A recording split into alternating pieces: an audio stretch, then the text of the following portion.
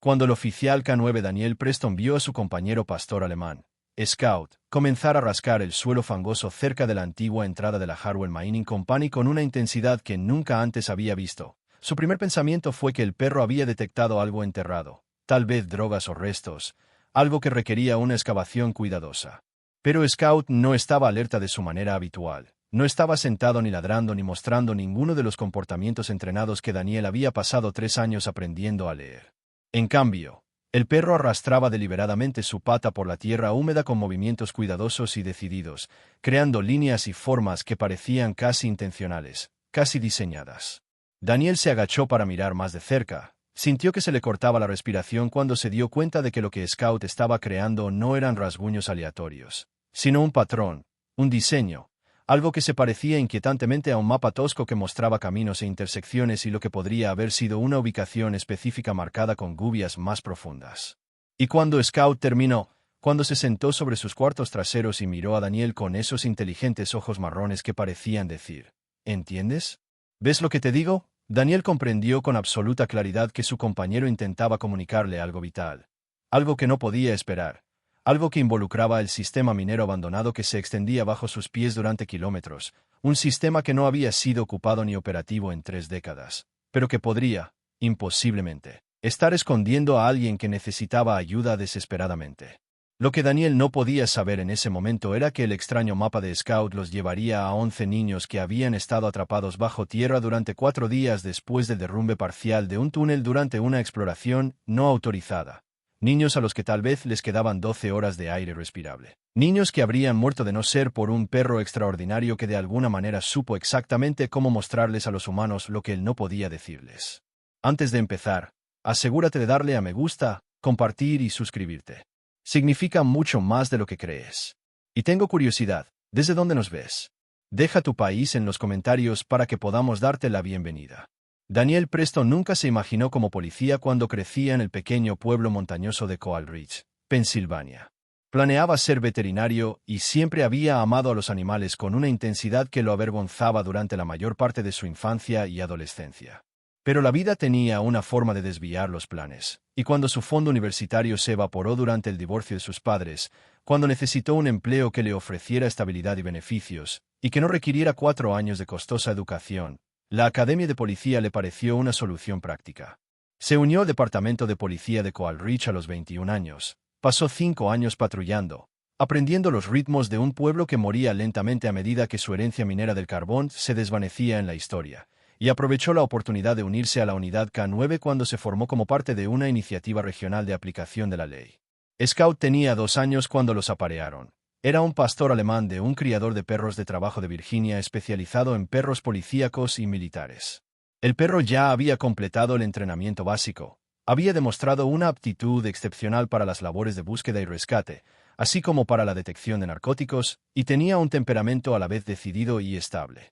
Daniel se enamoró de él al instante. Reconoció en Scout la misma inteligencia centrada y el mismo entusiasmo por el trabajo que había visto en los mejores perros de trabajo durante su infancia como voluntario en refugios de animales. El entrenamiento de 8 semanas como adiestrador había sido intenso, fortaleciendo la comunicación y la confianza entre Daniel y Scout, esenciales para un trabajo eficaz con perros.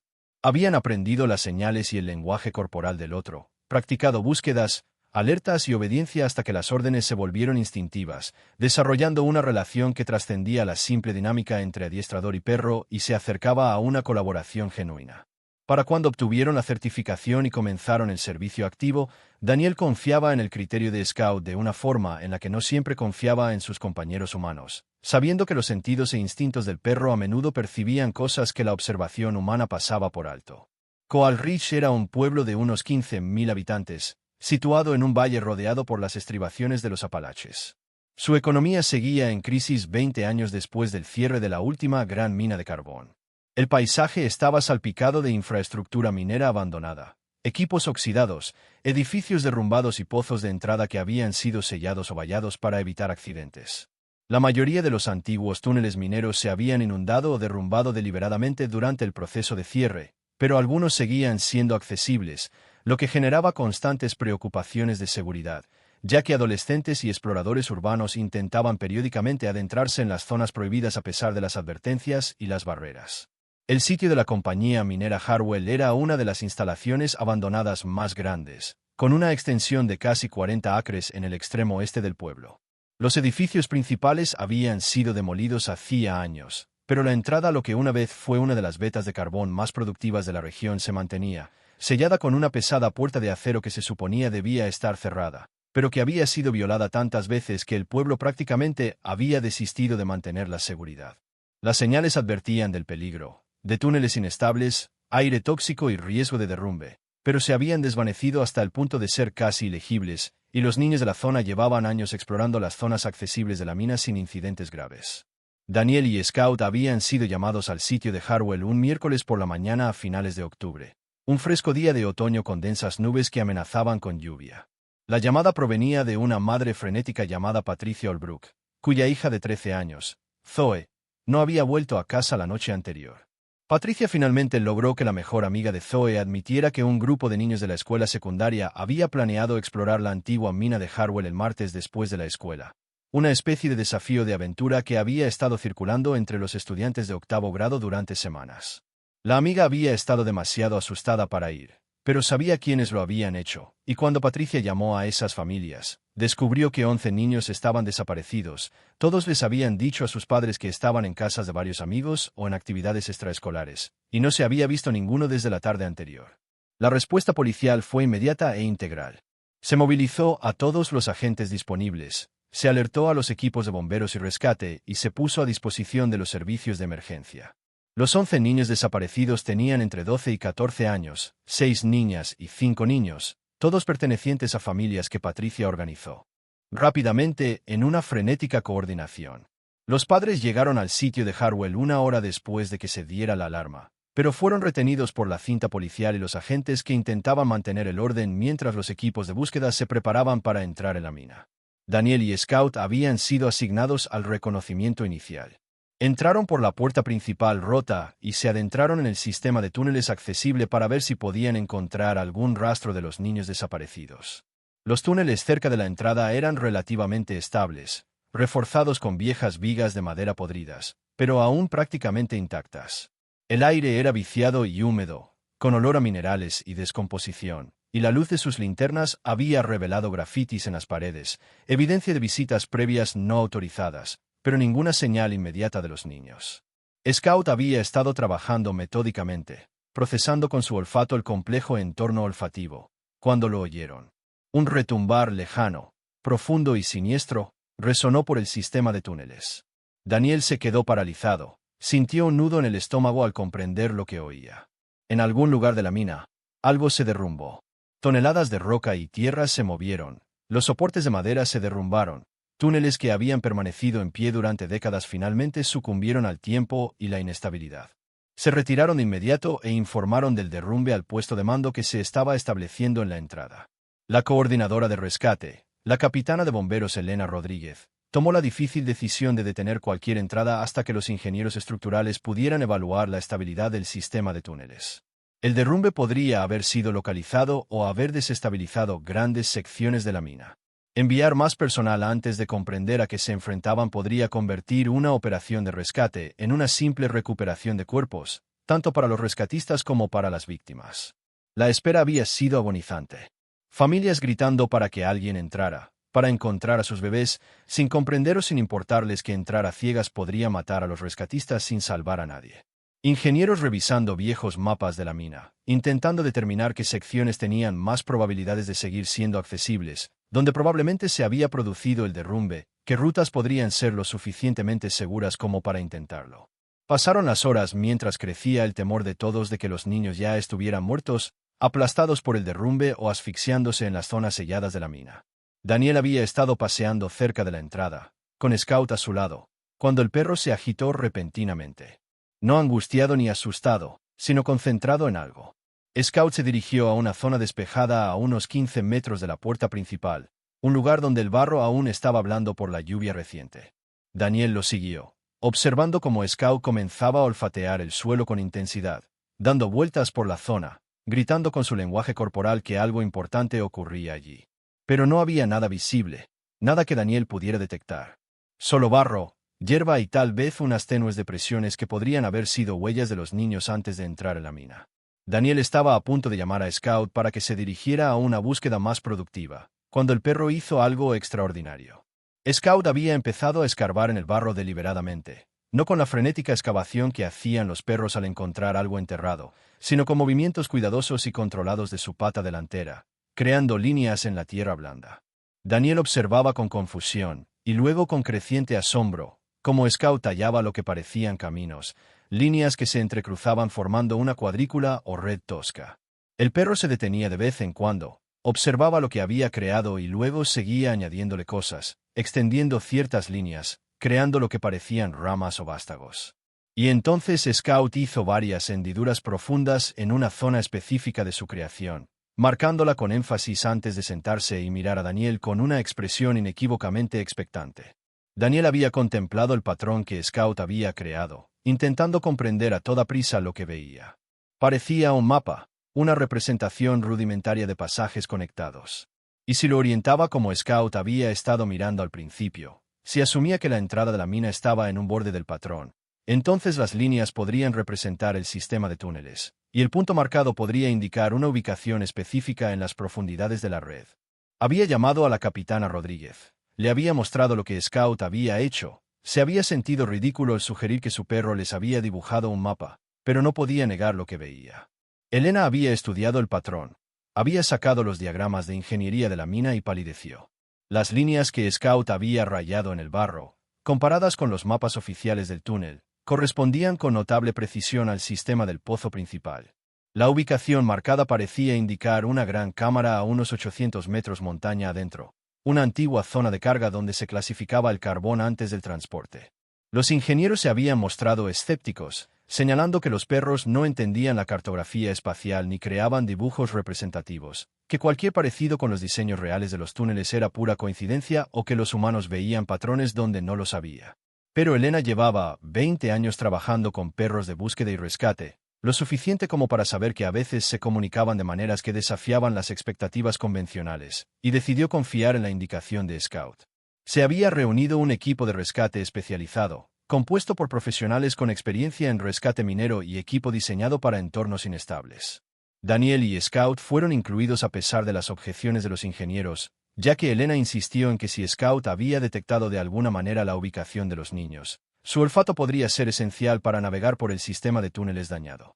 Entraron por el pozo principal, moviéndose lenta y cuidadosamente, comprobando la estabilidad de los túneles a medida que avanzaban y colocando estructuras de soporte adicionales.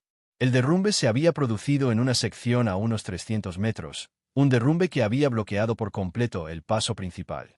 Pero los antiguos mapas de la mina mostraban rutas alternativas, túneles de mantenimiento más pequeños que se bifurcaban y se reconectaban a mayor profundidad en el sistema. El equipo había tomado la ruta alternativa más prometedora, guiado por Scout, quien había estado rastreando el rastro todo el tiempo, detectando claramente algo que lo mantuvo concentrado y decidido.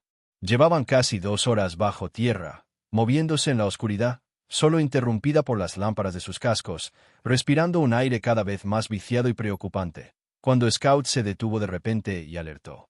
Su comportamiento entrenado para detectar el olor humano vivo, sentado y mirando fijamente un punto específico. El lugar que había indicado era un muro de madera vieja y roca, lo que parecía ser un pasaje sellado que no aparecía en los mapas oficiales.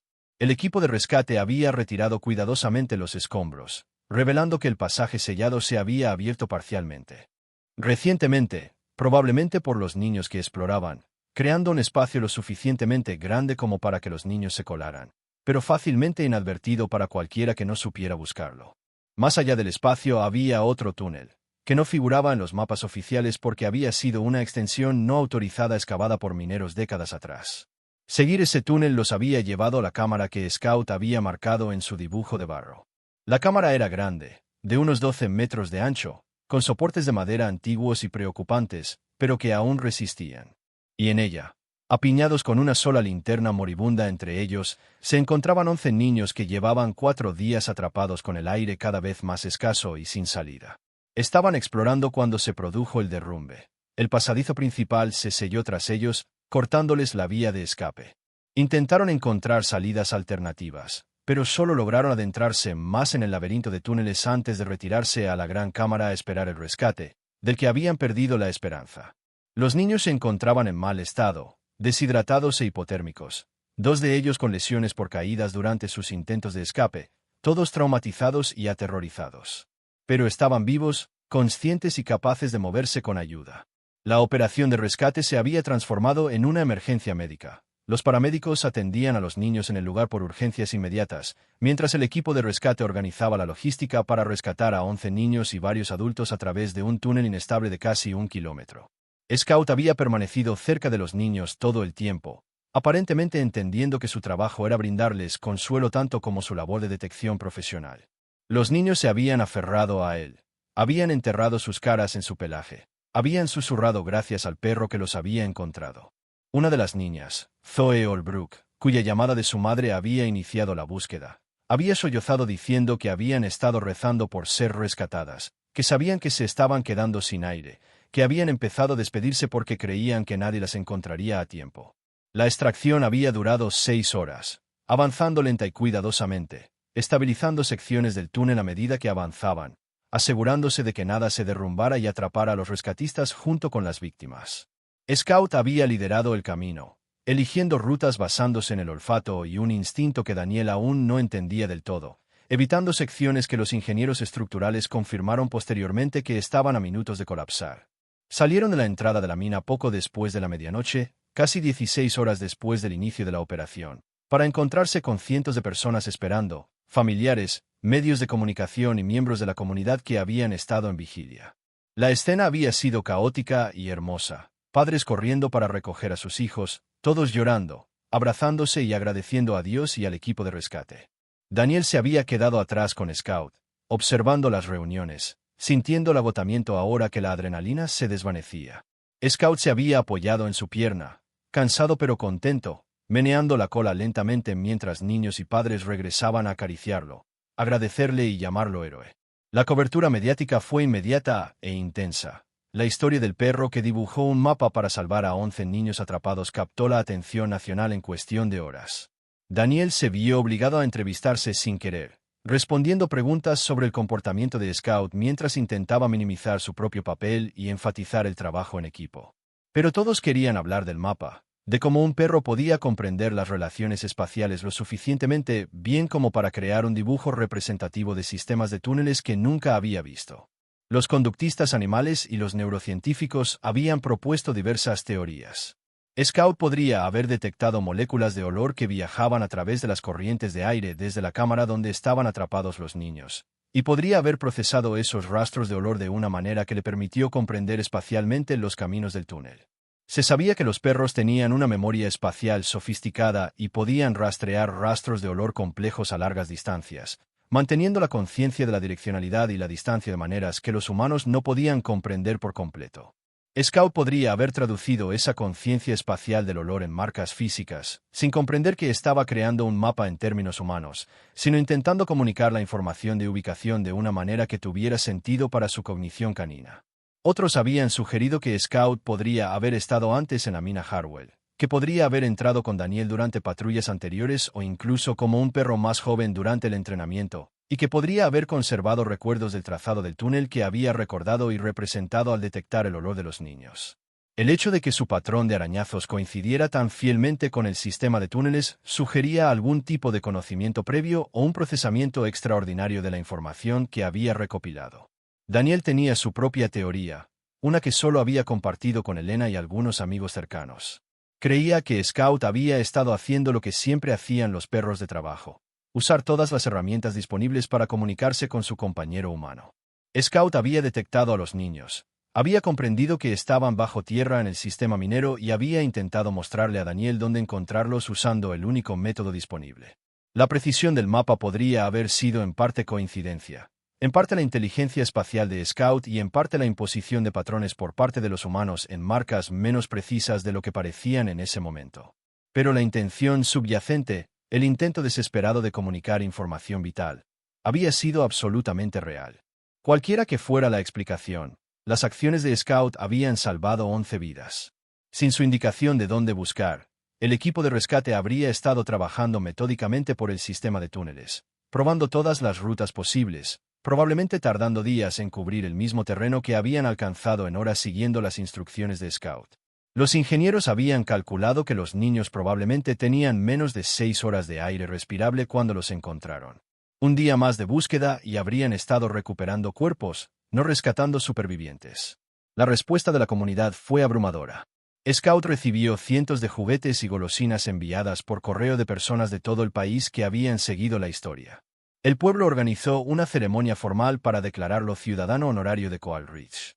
Un artista local creó una estatua de bronce que representaba a Scout con los niños, la cual se instaló en el parque del pueblo con una placa que describía el rescate. Daniel lo encontró conmovedor y excesivo a la vez, y le preocupaba que el verdadero papel de Scout se perdiera en la mitología que se estaba creando en torno a él. Los 11 niños rescatados necesitaron diversos niveles de tratamiento médico y apoyo psicológico para recuperarse de su terrible experiencia. 2 pasaron varios días hospitalizados por lesiones y deshidratación. Todos necesitaron terapia para procesar el trauma de estar atrapados bajo tierra, convencidos de que iban a morir, experimentando la lenta asfixia a medida que se les agotaba el aire. Pero sobrevivieron físicamente intactos, sin lesiones permanentes, sin pérdidas humanas. Las familias habían creado una fundación en honor a Scout, recaudando fondos para programas caninos y educación sobre seguridad minera. Organizaban reuniones periódicas donde los 11 niños y sus familias se reunían, apoyándose mutuamente, celebrando su supervivencia, sin olvidar nunca lo cerca que estuvieron de la tragedia. Daniel y Scout habían sido invitados a todos estos eventos y se habían convertido en una familia extendida para los sobrevivientes de una manera a veces abrumadora, pero en última instancia significativa. La investigación sobre cómo los niños habían accedido a la mina condujo a una mejora de la seguridad en todos los yacimientos mineros abandonados de la región. La entrada de Harwell se selló adecuadamente con hormigón y acero, impidiendo así futuros accesos no autorizados. Se implementaron programas educativos en las escuelas locales, enseñando a los niños sobre los peligros de las minas abandonadas y utilizando los 11 supervivientes como educadores entre pares para explicar por qué la exploración de estos yacimientos era tan peligrosa. Zoe Holbrook, cuya desaparición desencadenó la búsqueda, se había encariñado especialmente con Daniel y Scout. Había empezado a ser voluntaria en la unidad canina, ayudando con ejercicios de entrenamiento y demostraciones comunitarias, decidida a trabajar con perros de búsqueda y rescate cuando tuviera la edad suficiente. Su madre, Patricia, agradecía el enfoque positivo, la forma en que Zoe había transformado su trauma en un propósito en lugar de dejar que el miedo dominara su vida. Daniel había luchado con su propia asimilación de los acontecimientos, con el peso de saber que si hubiera ignorado el comportamiento inusual de Scout, si hubiera llamado al perro para que se alejara de aquella zona fangosa, 11 niños habrían muerto. La responsabilidad, la estrecha diferencia entre la tragedia y el triunfo, le había provocado pesadillas durante meses. Había buscado terapia a través del programa de asistencia al empleado del departamento. Había superado la ansiedad y la hipervigilancia que había desarrollado, y finalmente había recuperado el equilibrio, aunque nunca había perdido del todo la conciencia de que las situaciones de vida o muerte podían surgir de la vida cotidiana. Scout no había mostrado ningún trauma aparente por la experiencia y había continuado su trabajo con la misma concentración y entusiasmo, aparentemente entendiendo que había logrado algo importante, pero sin obsesionarse con ello. Los perros vivían el presente de una forma que los humanos no podían, y aunque Scout recordaba claramente a Daniel los rostros familiares de los niños rescatados, había seguido adelante con un nuevo entrenamiento y nuevos retos sin la carga emocional de los que hubiera pasado si. El caso tuvo implicaciones más allá de Coal Ridge. Influyó en los protocolos de búsqueda y rescate y en los programas de entrenamiento canino de todo el país. El comportamiento de Scout se analizó y debatió en revistas profesionales, congresos y seminarios de entrenamiento.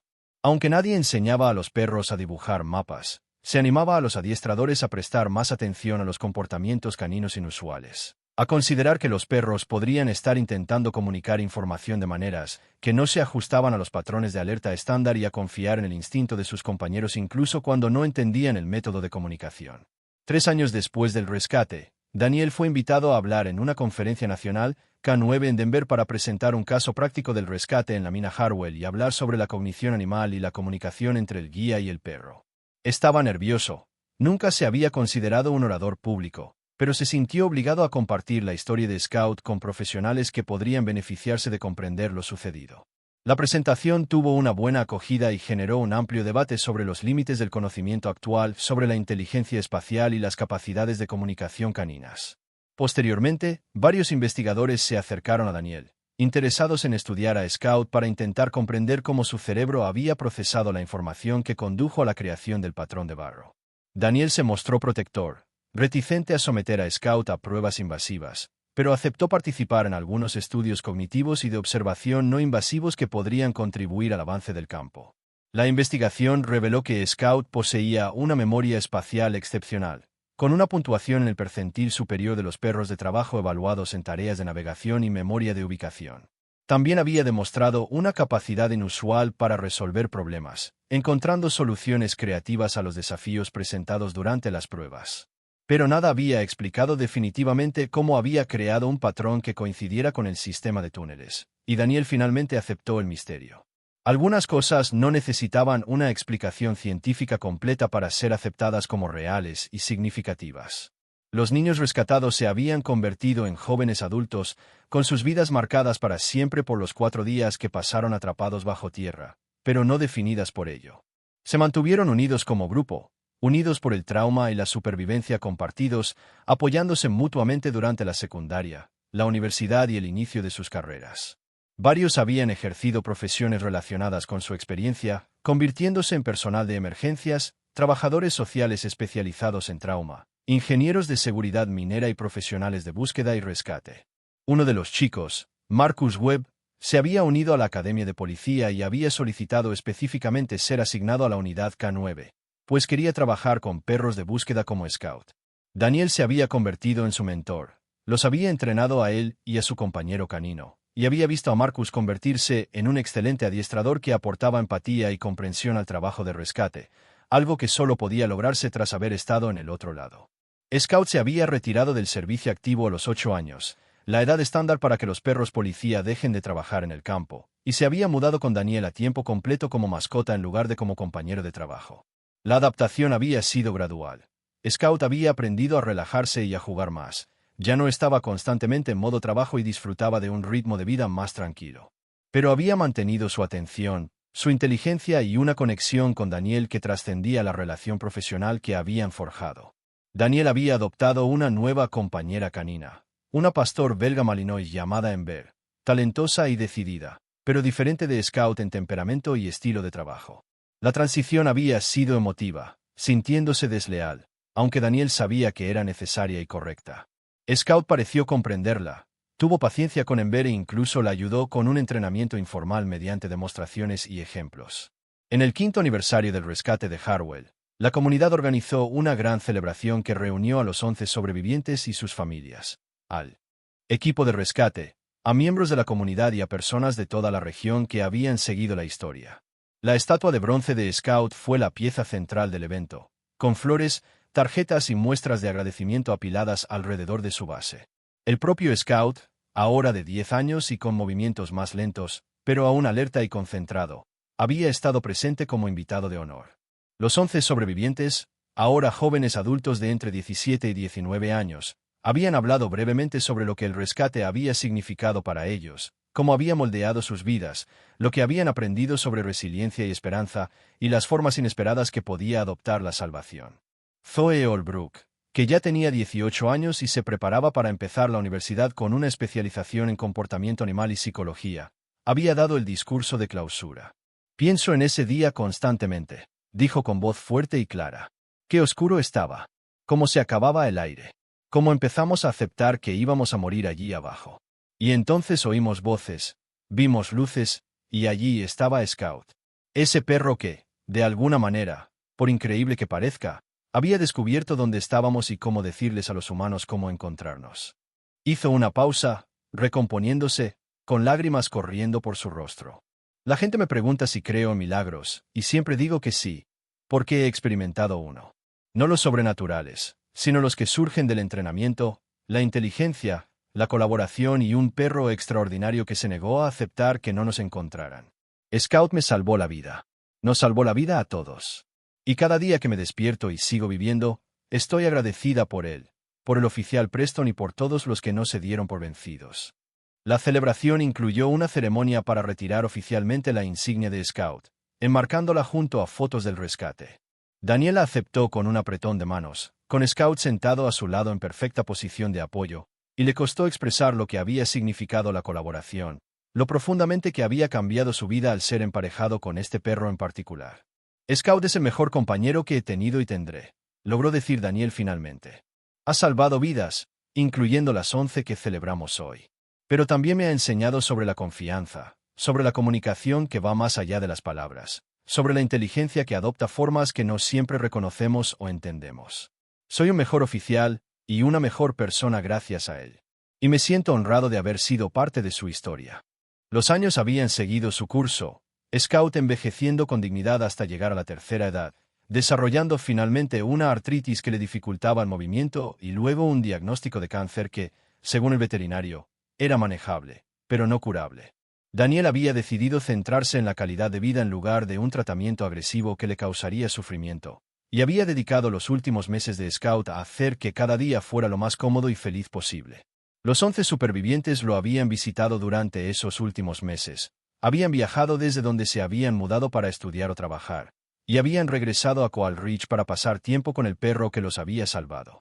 Se habían sentado con Scout, acariciado su pelaje canoso, le habían contado sobre sus vidas y le habían agradecido una y otra vez por el regalo de haber podido vivirlas. Scout falleció en paz en casa con Daniel a los 13 años, listo para descansar tras una vida llena de propósito y logros extraordinarios. El funeral fue multitudinario, con la asistencia de cientos de personas, y fue cubierto por los medios de comunicación que habían seguido su historia durante años. Fue enterrado con todos los honores de un canino en un monumento para policías y animales de rescate. Su tumba estaba marcada con una lápida de granito negro que enumeraba sus años de servicio y simplemente decía, Scout, nos mostró el camino. Los 11 sobrevivientes sirvieron como portadores del féretro y llevaron el ataúd de Scout, envuelto en la bandera, hasta su lugar de descanso final, llorando abiertamente y sin vergüenza. Fue su forma de honrarlo, de reconocer que le debían la vida, que su legado seguía vivo a través de ellos y continuaría a través de sus hijos y de las personas a quienes ayudarían en sus propias carreras de servicio.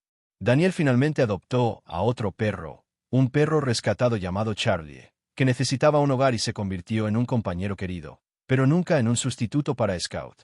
Algunas relaciones eran únicas, ocurrían una vez en la vida con suerte, y Daniel tuvo la fortuna de vivirlas.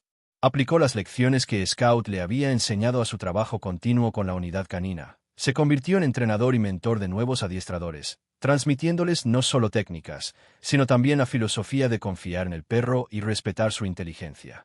La historia del mapa de Scout se había convertido en leyenda, contada una y otra vez en programas de entrenamiento canino y cursos de búsqueda y rescate de todo el mundo.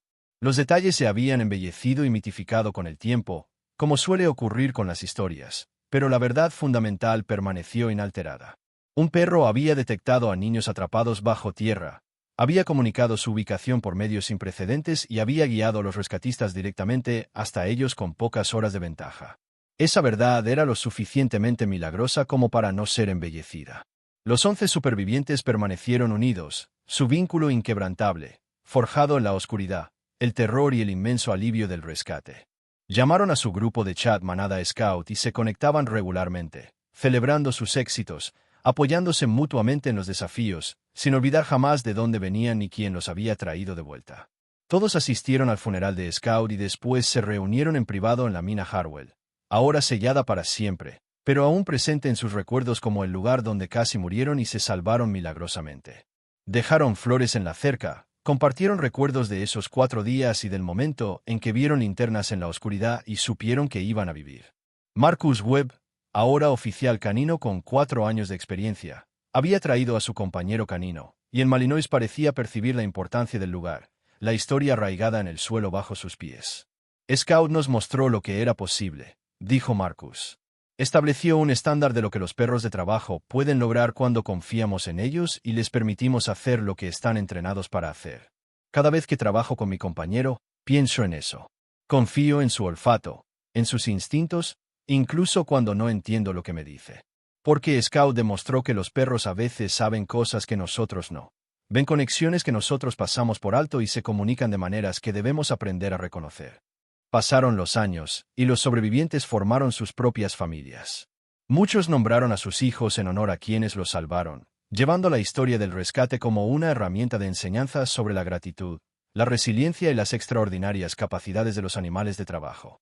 Varios adoptaron pastores alemanes como mascotas, queriendo que sus hijos crecieran con perros como Scout y honrando su memoria de forma tangible y cotidiana.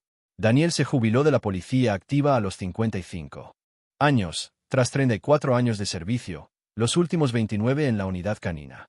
Su celebración de jubilación contó con la presencia de representantes de las 11 familias sobrevivientes, muchas de ellas ahora con hijos propios. Toda una generación que existió porque Scout había hecho su trabajo a la perfección cuando más importaba.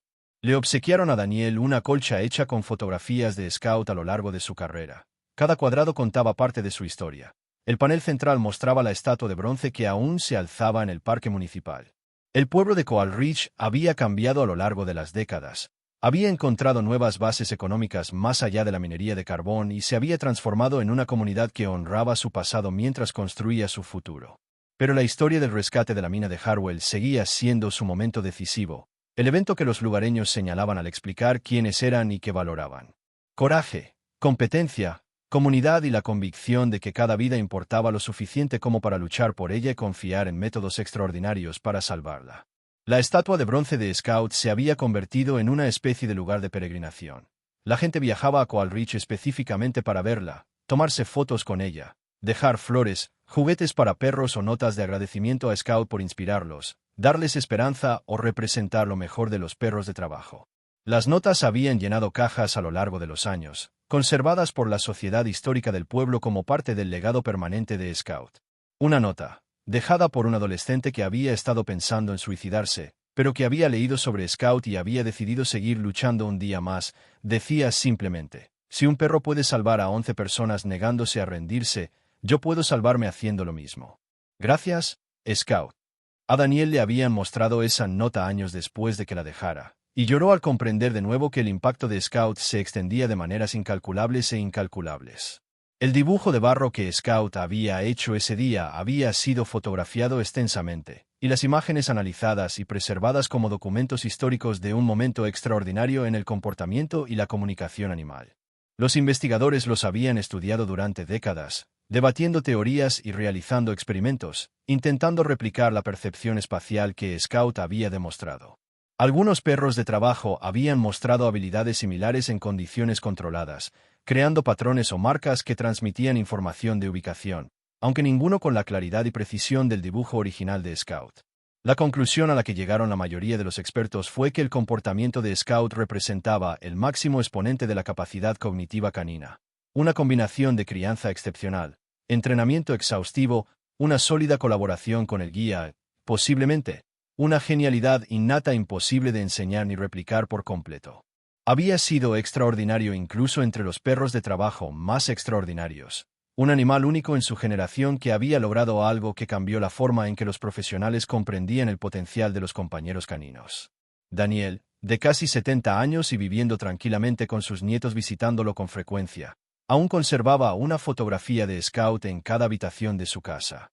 El perro que definió su carrera, que salvó a 11 niños, que le enseñó sobre la colaboración, la confianza y capacidades que trascendían lo que cualquiera creía posible. En las noches en que el sueño le era esquivo, Daniel miraba esas fotografías y recordaba el día en que Scout trazó un mapa en el barro, recordaba la confusión y la maravilla de ver a su compañero comunicarse de una manera que nunca antes había visto, recordaba la alegría de encontrar a esos 11 niños con vida y saber que Scout lo había logrado. Los sobrevivientes, ya de mediana edad, se reunían cada año sin falta en el aniversario, trayendo a sus familias, manteniendo vivo el recuerdo y asegurándose de que sus hijos comprendieran de dónde venían y a quién debían su existencia. Visitaban la tumba de Scout, ahora desgastada y rodeada de plantas y flores que florecían todo el año gracias al cuidado de los voluntarios de la comunidad, y les contaban a sus hijos sobre el perro que dibujó un mapa que salvó 11 vidas. Y esos niños crecerían entendiendo que el heroísmo venía en muchas formas, que la inteligencia y la comunicación existían en formas más allá del lenguaje humano, que a veces la salvación llegaba en la forma de un pastor alemán que se negaba a aceptar que 11 niños atrapados no podían ser encontrados y haría lo que fuera necesario, incluso algo sin precedentes e imposible, para mostrar a los humanos dónde buscar. El legado de Scout vivió en esos hijos y nietos, en los innumerables perros de trabajo entrenados con métodos inspirados en su historia, en los sobrevivientes que dedicaron sus vidas al servicio inspirados por el servicio que se les brindó, en los manejadores K9 que recordaron confiar en sus compañeros incluso cuando no entendían el mensaje que se les transmitía. El mapa en el barro se desvaneció a las pocas horas de su creación, arrastrado por la lluvia de esa tarde. Pero su impacto fue permanente, cambió vidas y alteró la comprensión, y demostró que la alianza entre humanos y perros, perfeccionada durante miles de años de cooperación, aún albergaba misterios y capacidades que merecían ser celebradas, honradas y en las que confiar cuando más importaba. Al final, la historia de Scout fue simple pero profunda.